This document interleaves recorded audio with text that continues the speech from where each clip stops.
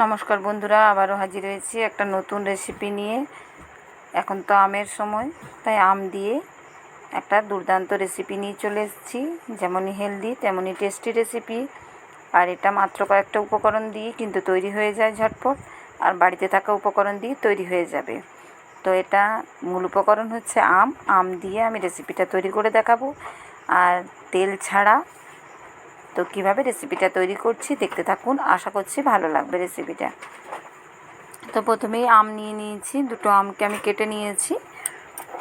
তো এবার আম থেকে আমি আমের এই পালটা বের করে নেব। তো প্রথমেই যেটা লাগবে সেটা হচ্ছে মিক্সির জার। তো মিক্সির জারটা নিয়ে নিয়েছি, আর এভাবে চামচ দিয়ে আমটাকে শাঁসটা ছাড়িয়ে নেব।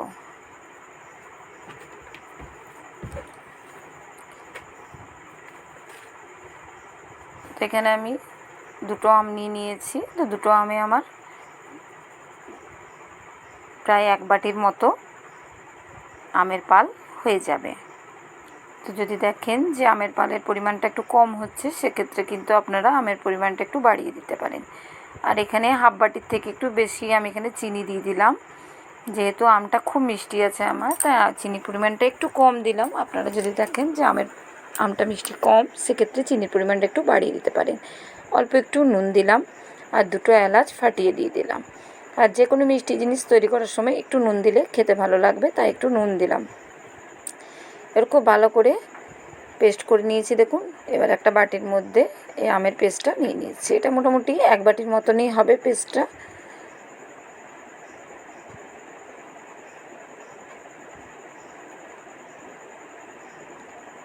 তো এবার এর মধ্যে আমি গুঁড়ো দুধ দিচ্ছি 4 চামচ।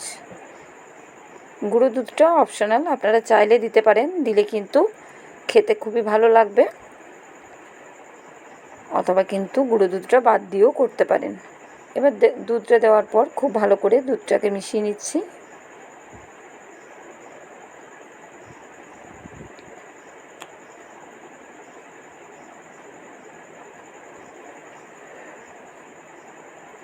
এবার এর মধ্যে আমি 2 চামচ সাদা তেল দিয়ে দিচ্ছি।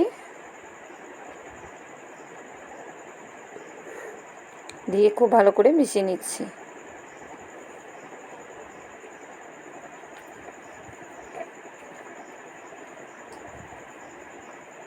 এবার মূল উপকরণ হচ্ছে চালের গুঁড়ো। এখানে আমি আতপ চালটাকে আধ ঘন্টা ভিজিয়ে রেখে গুঁড়ো করে নিয়েছি। আপনারা চাইলে কিন্তু শুকনো চালের গুঁড়ো দিয়ে বা ভাতের চাল যেটা হয় গুঁড়ো, সেটা দিয়েও কিন্তু তৈরি করে নিতে পারেন। একই হবে, কোনো অসুবিধা হবে না করতে। তো এখানে যেহেতু আমার ভেজা চালের গুঁড়োটা ছিল, তাই আমি সেটা দিয়ে তৈরি করে দেখাচ্ছি আপনাদেরকে। তো এবার খুব ভালো করে চালের গুঁড়োটা মিশিয়ে নেব।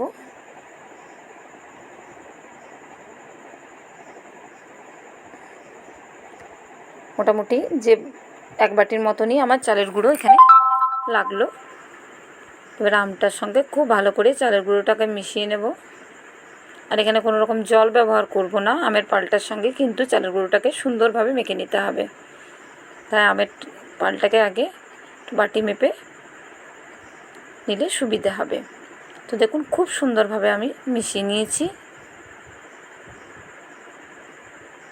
আর খুব ভালো করে কিন্তু ফেটিয়ে নিতে হবে। ফেটানোটা যত সুন্দর হবে কিন্তু রেসিপিটা কিন্তু ততটাই সুন্দর তৈরি হবে।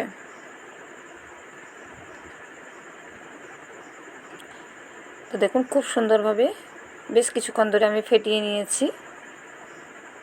আর এরকম ব্যাটারটা থাকবে, পাতলা কিন্তু হবে না, একটু গাঢ় থাকবে। এবার এখানে আমি খাবার সোডা দিয়ে দিলাম ছোটো চামচের 1 চামচের মতো। যদি চামচ বড় চামচ হয় সেক্ষেত্রে কিন্তু হাফ চামচ এখানে খাবার সোডা দিয়ে দেবেন। দিয়ে একইভাবে আমি এটাকে ঘোরাতে থাকবো। বেশ সুন্দরভাবে দেখুন ফুলে উঠেছে খাবার সোডা দেওয়ার পর। ব্যাটারটা কিন্তু আমার একদম রেডি হয়ে গেছে। এবার ছোটো ছোটো 4টে বাটি নিয়ে নিয়েছি। তো তেলটা একটু বেশি পড়ে গেছিলো একটা বাটির মধ্যে। তো খুব বেশি তেলের প্রয়োজন পড়বে না, একদম কম তেলে কেকগুলো ওঠাতে সুবিধা হবে, সেই কারণে আমি এখানে কিন্তু একটু তেল দিলাম। দিয়ে সমস্ত বাটির মধ্যে খুব ভালো করে কিন্তু মাখিয়ে নিয়েছি। এবার এর থেকে ব্যাটারটা আরও একবার একটু মেখে নিলাম। এবার এর থেকে আমি কিন্তু বাটির মধ্যে ব্যাটার দেব। বাটিতে কিন্তু খুব বেশি পরিমাণ দেব না, একদম অল্প অল্প করে দেব, বাটির অনেক নিচে অবধি থাকবে।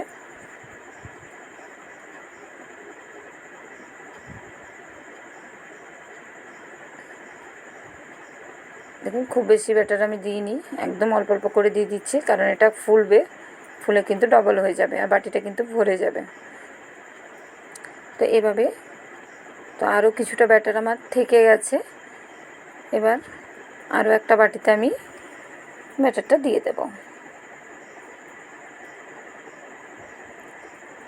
তো এই বাটির মধ্যেও আমি তেল মাখিয়ে রেখে দিয়েছিলাম আগের থেকে, দেখলাম যদি না হয় সেক্ষেত্রে তখন এই বাটিটা একটা বড় সাইজের বাটি হয়ে গেল। তো এর মধ্যে বাকি ব্যাটারটাও দিয়ে দেব আমি। এবার এগুলোকে আমি দেখুন কড়াইয়ের মধ্যে একটু জল দিয়ে দিয়েছি, খুব বেশি জল দিইনি, আর এখনও গ্যাসটাকে আমি একদম লোতে করে রেখেছি।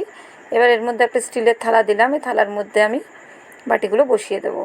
আর আজ আমি এই কেকটা বেক করব না, আজ আমি এটাকে জলের ভাপে তৈরি করে দেখাবো। এভাবে উপরে বাটিটার উপরে বসিয়ে দিলাম, খুব সুন্দরভাবে তৈরি হয়ে যাবে আর সময় একদম কম লাগে। এবার এটাকে খুব ভালো করে ঢাকা দিয়ে আমি, যাতে ভাপটা কোনোভাবেই না বেরোয় সেভাবে কিন্তু ঢাকা দিয়ে দিতে হবে। তো দেখুন 10 থেকে 15 মিনিটের মধ্যেই হয়ে যাবে। আমার এটা 12-13 মিনিটের মতো লেগেছে। তো দেখুন একটু ছুঁয়ে দেখিয়ে দিচ্ছি কত সুন্দরভাবে তৈরি হয়েছে। আর উপরের দিকটা দেখুন, দেখেই বুঝতে পারছেন একদম ফেটে গেছে, মানে খুব সুন্দরভাবে ভাপানো আমার হয়ে গেছে। এবার একটা ছুরি দিয়ে আমি একটু চেক করে নেব যে ঠিকঠাক ভেতরটা হয়েছে কি না।